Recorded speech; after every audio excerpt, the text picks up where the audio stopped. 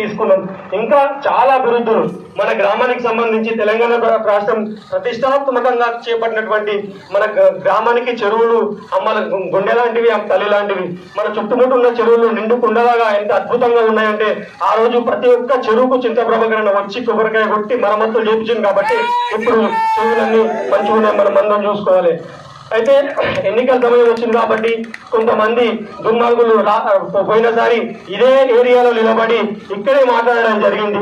వెంకటపురం గ్రామంలో ఒక్కసారి అవకాశం ఇస్తే ఆ జగ్గారెడ్డి మరియు అతని భార్య, అతని కూతురు వెంకటపురం వచ్చి ఇల్లు తిరిగి పొట్టు పెట్టి ఒక్కసారి అవకాశం ఇస్తే ఇంటింటికి ఒకసారి ప్రతి నెల గల్లీ గల్లీకి ఏదైనా పెట్టి ప్రతి నెల డబ్బులు ఇస్తామని చెప్పిండు.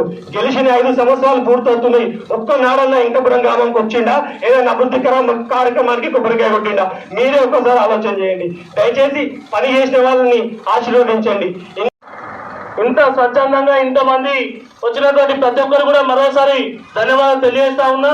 మరి అన్నవారు ఈ వెంకటపురం గ్రామంలో ఇక్కడ వచ్చినటువంటి ప్రతి ఒక్కరు కూడా కంకణ బద్దులై మిమ్మల్ని గెలిపించడం కోసం రాత్రి పగలు కష్టపడి ఖచ్చితంగా భారీ మెజార్టీతో మిమ్మల్ని గెలిపించుకోవడం కోసం పనిచేస్తామని మాట ఇస్తున్నామన్నా.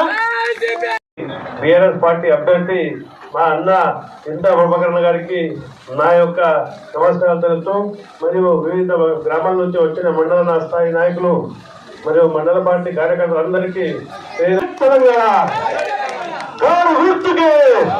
ప్రభాకరణ నాయకత్వం 30 తారీఖుగా కొనసాగించాల్సిందిగా కోరుకుంటూ, మీరు అవిశ్రాంతంగా ఈ 15 రోజులు పనిచేస్తే నేను 5 ఏళ్ళు మీకు సేవకుడిగా పనిచేస్తానని తెలియజేసుకుంటూ, మీ మధ్యలో ఉంటా, మీతో ఉంటా.